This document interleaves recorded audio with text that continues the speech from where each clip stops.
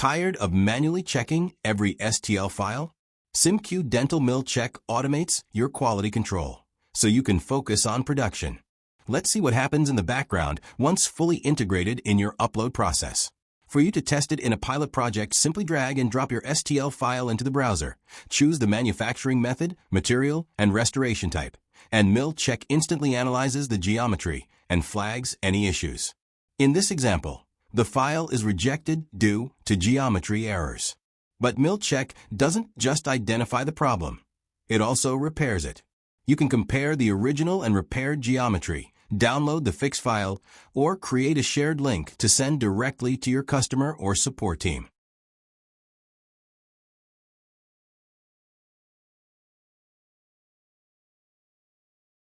You can now add materials and manufacturing requirements to gain full control.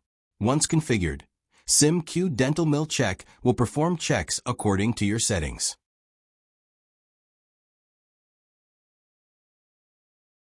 This is SimQ Dental Mill Check, ready for you to test.